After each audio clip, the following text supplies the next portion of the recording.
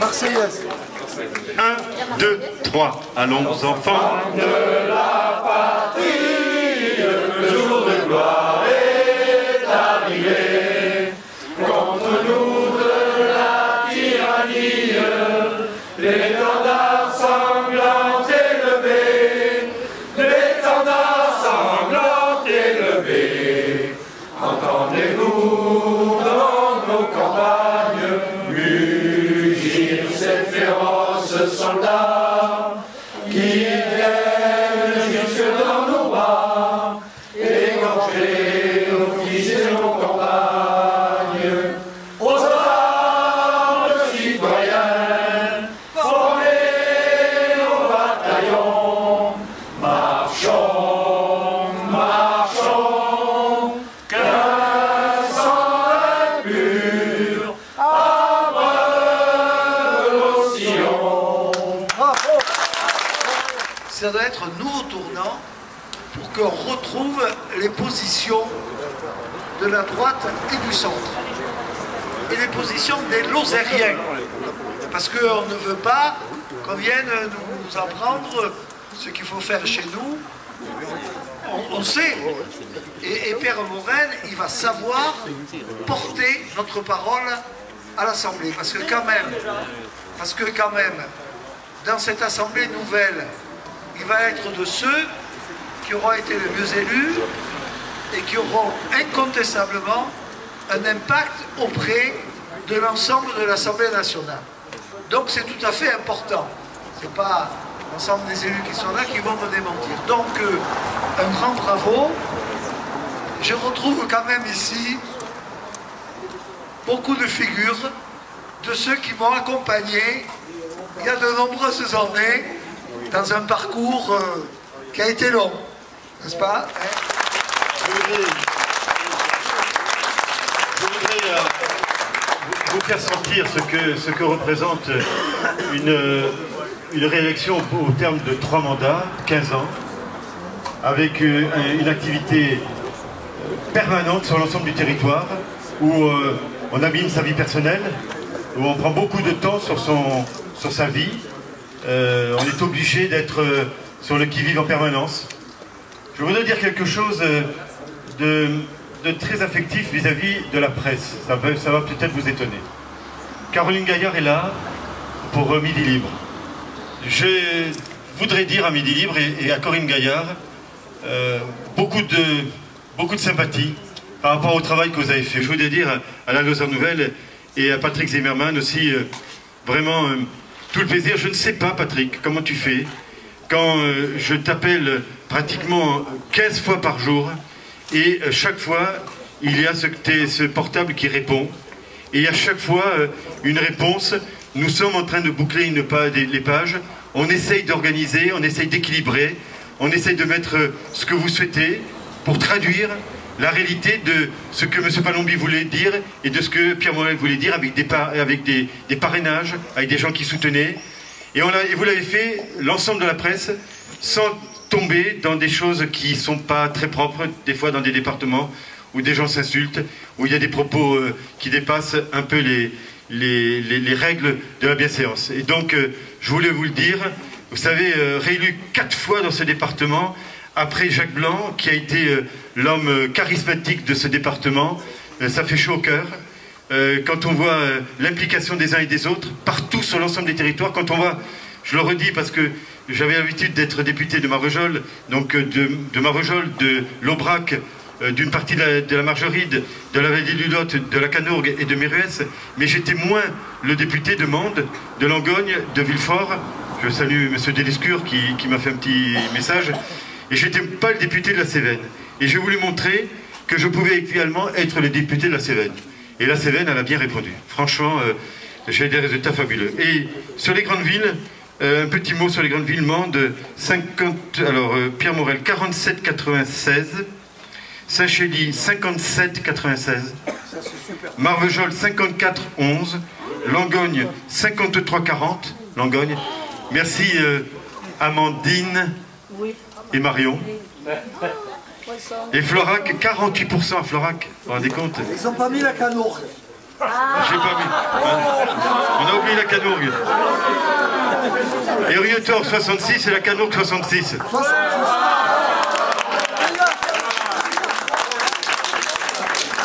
Inscrits 59 436. Abstention 26 522. 44 62. Votants 32 914 personnes, soit 55 38. Blanc 2496, soit 4,20. Nul 1377, soit 2,32. Exprimé 48,86 avec 29 041 suffrages exprimés. Morel-à-Lucier, Sabine, 16 440 voix. Ça fait 56,61 exprimés. Et M. Palombi, 12 601 voix, 43,39%. Voilà les résultats définitifs. Voilà, et dans ce travail ou dans ce mandat, dans cette activité, François Bichon est toujours en train de parler.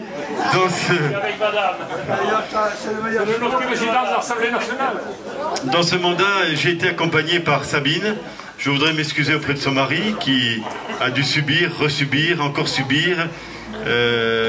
Évidemment, mon épouse également. Mais oui. Oui.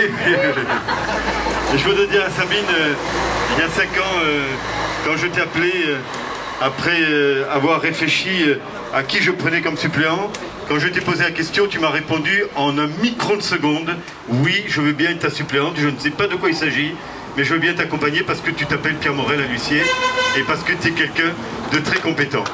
Voilà, et donc aujourd'hui, Sabine, tu es devenue conseillère départementale et tu es aujourd'hui réélue à 57% pratiquement, député suppléant et peut-être un jour député de ce département.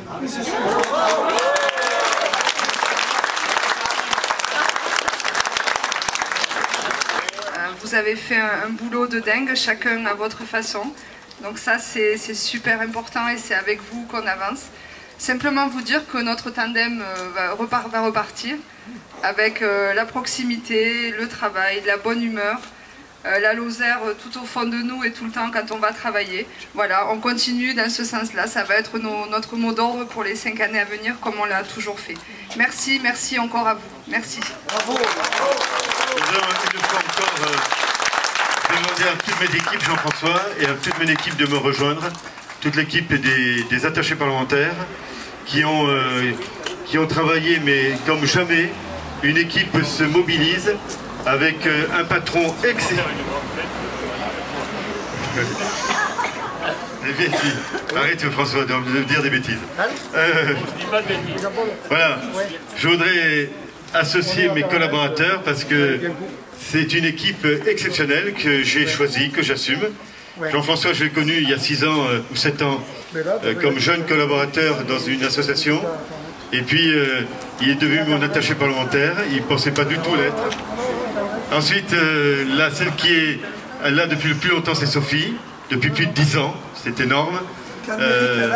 On me dit que le député est quelqu'un de très très difficile. Je le conçois. Mais voilà, je suis quelqu'un de très entier, d'affectif, un peu sentimental et un peu timide. Et je demande beaucoup de choses à ceux qui m'entourent. Mais c'est peut-être aussi comme ça qu'on gagne.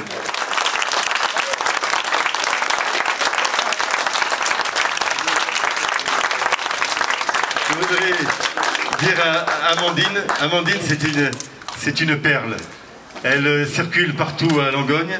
Elle connaît tout le monde, elle embrasse tout le monde, elle le fait avec beaucoup de gentillesse, elle fait très attention à l'aspect politique, le patron est politique, elle et les collaboratrices. Mes collaborateurs ne sont pas des militants, ce sont des attachés parlementaires qui exercent une profession, c'est important, et qui sont là pour respecter les citoyens, quelles que soient leurs idéologies politiques.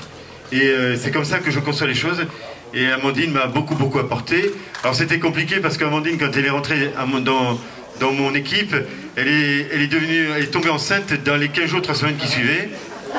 À un moment où c'était pas très facile pour moi. Et donc elle nous a quittés. Et là, il y a Marion qui est venue. Voilà. Et qui nous a rejoints. Alors, vous la connaissez peut-être pas tous, elle est la fille de monsieur et madame...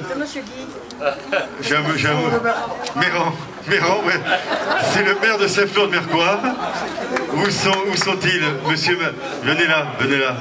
Parce que là aussi, les soutiens permanents. Voilà. Monsieur Méran et son épouse, qui ont pendant tout le temps, accompagné. Et puis alors, il y a une petite là qui nous a rejoint, Aurore, tout à fait par hasard. Elle est ingénieure agro. Donc elle me dit, je suis actuellement en disponibilité, je n'ai pas d'activité. Je lui dis, je vous propose de travailler dans une activité très particulière. Rentrer dans une vie politique, c'est pas facile. Elle ne connaissait pas du tout et elle s'est très bien intégrée. Elle nous a donné d'un coup de main fabuleux, notamment cette semaine, dans des conditions matérielles très particulières. Je tenais à le remercier vraiment. Merci beaucoup. Et puis Eric. Eric, c'est le souffre-douleur du député. Eric, quand il fait mende, et Dieu sait s'il a fait mende, il revient, il a les pieds en sang. Et quand je lui dis, mais il faut recommencer, il recommence. Hein? Oui. Et alors, il était secrétaire de mairie au Blémard, il y a quelques mois. Et puis son CV me tombe dans les mains et je l'appelle, je lui dis, mais pourquoi vous avez déjà un métier, pourquoi vous voulez travailler avec moi? Il me dit, parce que dans la vie, il y a des choix qu'il faut faire, et la chance de ma vie, ça serait de travailler avec le député de la Lozère. Voilà, et donc depuis, il est dans l'équipe. Merci Eric. Voilà, c'est un moment vraiment très agréable. Je ne peux pas citer tout le monde, hein. Chacun à son niveau a participé beaucoup. Je tenais avec Sabine à vous remercier du fond du cœur. On fera un peu partout, à Langogne, à Saint-Chély, à Marvejols, à Florac, à la Canogue. On fera des petits trucs sympas. Aussi, en dehors de tout ce qui fait la richesse de ce département, les 158 communes, je n'ai pas regardé la cartographie, j'avais vu dans la Lozère Nouvelle le jeudi dernier, on va voir où est le bleu, mais je crois qu'il est un peu partout. Je voudrais associer aussi le monde économique, le milieu d'agriculture. Je plaide la cause de l'agriculture partout dans ce département et à Paris. Le monde de l'artisanat. Je voudrais associer Florence Vignal, la présidente de la Chambre des métiers. Et puis le président de l'interconsulaire, M. Thierry Julier, qui est par là. Je ne sais pas où il est. Il est là. Voilà.